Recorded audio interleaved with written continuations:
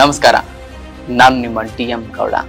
ದೇಶಾದ್ಯಂತ ಚುನಾವಣೆಯ ಕಾವು ರಂಗೇರಲಿದೆ. ಪ್ರಧಾನಮಂತ್ರಿ ನರೇಂದ್ರ ಮೋದಿ ಅವರು ಸಮುದ್ರದಾಳಕ್ಕೆ ಇಳಿದು ದ್ವಾರಕನಾಥನ ದರ್ಶನ ಪಡೆದರು. ಇತ್ತ ಪ್ರತಿಪಕ್ಷ ಕಾಂಗ್ರೆಸ್ ಭಾರತ್ ಜೋಡೋ ನ್ಯಾಯ ಯಾತ್ರೆಯ ಮೂಲಕ ಇಡೀ ದೇಶಾದ್ಯಂತ ಸಂಚಲನವನ್ನೇ ಸೃಷ್ಟಿಸುತ್ತಿದೆ. ಇತರೆ ಪಕ್ಷದ ನಾಯಕರು ಕೂಡ ತಮ್ಮದೇ ಆದ ರಣತಂತ್ರಗಳನ್ನು ಎಣಿಯುವಲ್ಲಿ ನಿರತರಾಗಿದ್ದಾರೆ.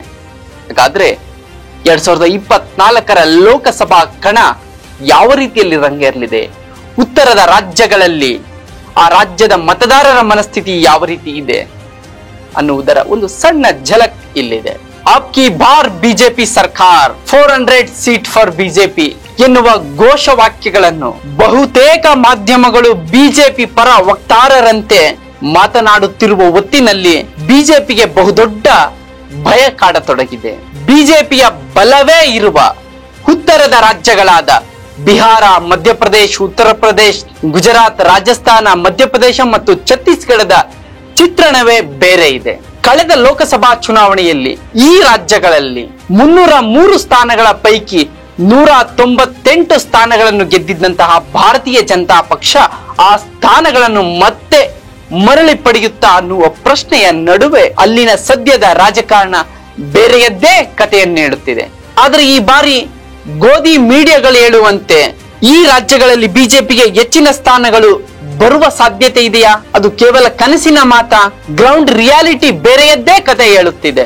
ರಾಜಸ್ಥಾನ ಕಳೆದ ವಿಧಾನಸಭಾ ಚುನಾವಣೆಯಲ್ಲಿ ಪೂರ್ಣ ಬಹುಮತದೊಂದಿಗೆ ಅಧಿಕಾರದ ಚುಕ್ಕಾಣಿ ಹಿಡಿದಂತಹ ಭಾರತೀಯ ಜನತಾ ಪಕ್ಷ ಅಲ್ಲಿ ಈ ಬಾರಿ ಕಳೆದ ಬಾರಿಯಂತೆ 25ಕ್ಕೆ 25 ಸ್ಥಾನಗಳನ್ನು ಗೆಲ್ಲುತ್ತಾ ಆ ರೀತಿಯ ವಾತಾವರಣ ರಾಜಸ್ಥಾನದಲ್ಲಿ ಇದೆಯಾ? ಕಾಂಗ್ರೆಸ್ ಅಲ್ಲಿ ಸೋತ ನಂತರ ಯುವ ನಾಯಕ ಸಚಿನ್ ಪೈಲಟ್ ನೇತೃತ್ವದಲ್ಲಿ ಹೊಸ ಅಲೆ ಎಬ್ಬಿಸಿದ ಸಚಿನ್ ನಡೆಸುತ್ತಿರುವ ಯಾತ್ರೆಯಲ್ಲಿ ಸೇರುತ್ತಿರುವ ಜನಸ್ತೋಮ ಅವರ ಸಾಮರ್ಥ್ಯಕ್ಕೆ ಸಾಕ್ಷಿ. ಜೊತೆಗೆ ಮುಖ್ಯಮಂತ್ರಿ ಸ್ಥಾನದ ಪ್ರಬಲ ಆಕಾಂಕ್ಷಿಯಾಗಿದ್ದ ಮಾಜಿ ಮುಖ್ಯಮಂತ್ರಿ ರಾಣಿ ವಸುಂಧರಾ ರಾಜೆ ಅರಸ್ ಅವರ ನಡೆ ಬಿಜೆಪಿಗೆ ನಡುಕವನ್ನು ಸೃಷ್ಟಿಸಿದೆ. ಇದು ಕಾಂಗ್ರೆಸ್ಗೆ ವರವಾಗುವ ಎಲ್ಲ ಸಾಧ್ಯತೆಗಳು ರಾಜಸ್ಥಾನದ ರಾಜಕಾರಣದಲ್ಲಿ ಕಾಣ್ತಾ ಇದೆ. ದೆಹಲಿಯ 7 ಲೋಕಸಭಾ ಕ್ಷೇತ್ರಗಳಲ್ಲಿ ಕಳೆದ ಬಾರಿ ಆಮ್ ಆದ್ಮಿ ಮತ್ತು ಕಾಂಗ್ರೆಸ್ ಪ್ರತ್ಯೇಕವಾಗಿ ಸ್ಪರ್ಧಿಸಿದ್ದ ಕಾರಣ ಜಾತ್ಯತೀತ ಮತಗಳು ವಿಭಜನೆಯಾಗಿ ಬಿಜೆಪಿಗೆ ಬಹುದೊಡ್ಡ ಲಾಭವಾಗಿತ್ತು. ಈ ಬಾರಿ ಕಾಂಗ್ರೆಸ್ ಮತ್ತು ಆಮ್ ಆದ್ಮಿ ಪಕ್ಷಗಳು ಜಂಟಿಯಾಗಿ 4ರಲ್ಲಿ ಆಮ್ ಆದ್ಮಿ ಪಕ್ಷ, 3ರಲ್ಲಿ ಕಾಂಗ್ರೆಸ್ ದೆಹಲಿ ರಾಜಕಾರಣದಲ್ಲಿ ಈ ಒಂದು ಮೈತ್ರಿಗೆ ಬಿಜೆಪಿಯ ಆಡಳಿತ ವಿರೋಧಿ ಅಲೆ ಜೊತೆಗೆ ಸ್ಥಳೀಯ 7 ಜನ ಸಂಸದರು ಎದುರಿಸುತ್ತಿರುವ ವಿರೋಧಿ ಅಲೆಗೆ ಕಾಂಗ್ರೆಸ್ಗೆ ಬಹುದೊಡ್ಡ ಲಾಭವಾಗಲಿದೆ ಎಂದು ರಾಜಕೀಯ ಪಂಡಿತರು ವಿಶ್ಲೇಷಣೆ ಮಾಡುತ್ತಿದ್ದಾರೆ. ಕಳೆದ ಬಾರಿ ಆಪ್ ಮತ್ತು ಕಾಂಗ್ರೆಸ್ ಮಧ್ಯೆ ಹಂಚಿ ಹೋಗಿದ್ದ ಜಾತ್ಯತೀತ ಮತಗಳು ಈ ಬಾರಿ ಹೊಂದಾಣಿಕೆಯ ಕಾರಣ INDIA ಮೈತ್ರಿಕೂಟಕ್ಕೆ ಬಲ ತಂದುಕೊಡಲಿದೆ. ಜೊತೆಗೆ ದೆಹಲಿಯ ಬಿಜೆಪಿ ಸಂಸದರ ವಿರುದ್ಧ ಆಡಳಿತ ವಿರೋಧಿ ಅಲೆ ಪ್ರಬಲವಾಗಿ ಮೂಡ್ತಾ ಇದೆ. ದೆಹಲಿ ಸರ್ಕಾರದ ಜೊತೆ ಕೇಂದ್ರದ ನರೇಂದ್ರ ಮೋದಿ ನೇತೃತ್ವದ ಸರ್ಕಾರದ ಅಸಹಕಾರ ಧೋರಣೆ ಬಿಜೆಪಿಗೆ ಬಹುದೊಡ್ಡ ಶಾಪವಾಗಿ ದೆಹಲಿ ರಾಜಕಾರಣದಲ್ಲಿ ಕಾಡಲಿದೆ. ಬಿಹಾರ ಒಂದು ಕಾಲದಲ್ಲಿ ಜಂಗಲ್ ರಾಜ್ಯ ಎಂದು ಕರೆಸಿಕೊಳ್ಳುತ್ತಿದ್ದ ಬಿಹಾರದಲ್ಲಿ ಈಗ ಮಾಜಿ ಮುಖ್ಯಮಂತ್ರಿ ಲಾಲು ಪ್ರಸಾದ್ ಯಾದವ್ ಅವರ ಪುತ್ರ ತೇಜಸ್ವಿ ಯಾದವ್ ನಡೆಸುತ್ತಿರುವ ಜನ ವಿಶ್ವಾಸ ಯಾತ್ರೆಗೆ ಸೇರುತ್ತಿರುವ ಜನೋತ್ಸವ ಬಿಜೆಪಿ ಪಕ್ಷಕ್ಕೆ ನಡುಕ ಸೃಷ್ಟಿಸಿದೆ. ಇಂಡಿಯಾ ಮೈತ್ರಿಕೂಟದ ಭಾಗವೆಂದೇ ಹೇಳುತ್ತಿದ್ದ ನಿತೀಶ್ ಕುಮಾರ್ ಒಂದು ರೀತಿ ಬಿಜೆಪಿ ಸೋಲಿಸಲು ಕೊನೆ ಗಳಿಗೆಯಲ್ಲಿ NDA ಮೈತ್ರಿಕೂಟ ಸೇರಿದ್ದಾರೆ ಎಂದು ಭಾಸವಾಗ್ತಾ ಇದೆ.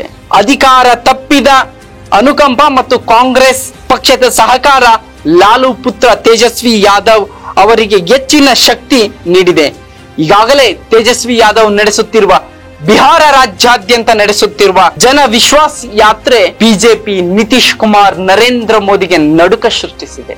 ಇಲ್ಲಿ ಬಿಜೆಪಿ ಹೆಚ್ಚಿನ ಸ್ಥಾನ ಗಳಿಸಲು ಯಾವುದೇ ಕಾರಣಕ್ಕೂ ಸಾಧ್ಯವಿಲ್ಲ ಎನ್ನುವ ವಾತಾವರಣ ಬಿಹಾರ ರಾಜಕಾರಣದಲ್ಲಿ ಸೃಷ್ಟಿಯಾಗಿದೆ. ಉತ್ತರ ಪ್ರದೇಶ ರಾಮ ಜನ್ಮಭೂಮಿಯ ಮೂಲಕ ಹೊಸ ಟ್ರೆಂಡ್ ಒಂದನ್ನು ಸೃಷ್ಟಿಸಿ ಹಿಂದುತ್ವದ ಅಲೆಯಲ್ಲಿ ಅಧಿಕಾರದ ಚುಕ್ಕಾಣಿ ಹಿಡಿದಂತಹ ಭಾರತೀಯ ಜನತಾ ಪಕ್ಷ ಈ ಬಾರಿ ಅದೇ ಅಲೆಯಲ್ಲಿ ತೇಲುತ್ತೇವೆ.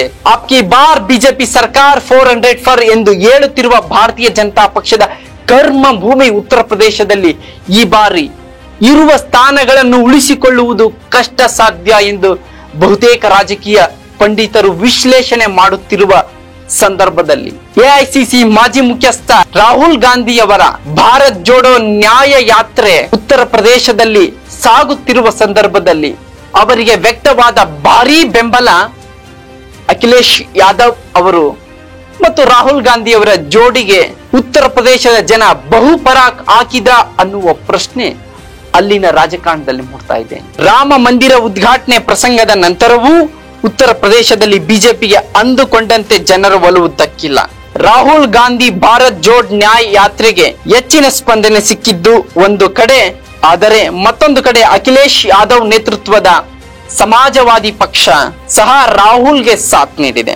ಇದು ಬಿಜೆಪಿಗೆ ಅಂದುಕೊಂಡಂತೆ ಯಾವುದೇ ಕೆಲಸಗಳು ಅಲ್ಲಿ ನಡೆಯುತ್ತಿಲ್ಲ ಎನ್ನುವುದಕ್ಕೆ ಈ ಎರಡು ಘಟನೆಗಳು ನಿದರ್ಶನವಾಗಿದೆ. ಕಳೆದ ಬಾರಿ ಜಾತ್ಯತೀತ ಮತಗಳನ್ನು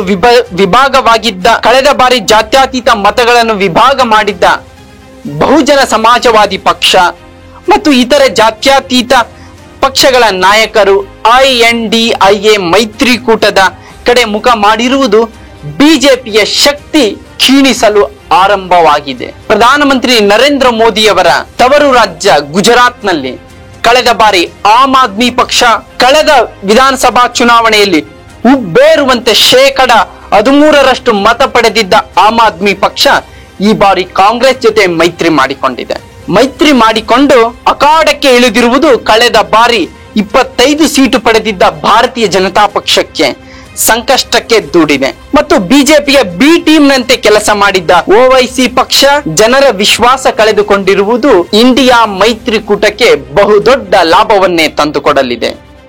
ಆ ರೀತಿಯ ಭರವಸೆ ಗುಜರಾತ್ ರಾಜಕಾರಣದಲ್ಲಿ ಮೂಡಿದೆ. ಉಳಿದಂತೆ ಮಧ್ಯಪ್ರದೇಶ, ಛತ್ತೀಸ್ಗಢ, ಹರಿಯಾಣದಲ್ಲಿ ಕಾಂಗ್ರೆಸ್ ಪಕ್ಷ ಬಿಜೆಪಿಯಷ್ಟೇ ಸಂಘಟನಾತ್ಮಕವಾಗಿ ಪ್ರಬಲವಾಗಿದೆ. ಮಧ್ಯಪ್ರದೇಶದಲ್ಲಿ ಮಾಜಿ ಸಿಎಂ ಕಮಲ್ನಾಥ್ ಬಿಟ್ಟು ಯುವ ನಾಯಕರಿಗೆ ಪಕ್ಷದ ಚುಕ್ಕಾಣಿ ನೀಡಿದ್ದು ಕಾಂಗ್ರೆಸ್ ಪಕ್ಷಕ್ಕೆ ಹೊಸ ಚೈತನ್ಯವನ್ನೇ ನೀಡಿದೆ.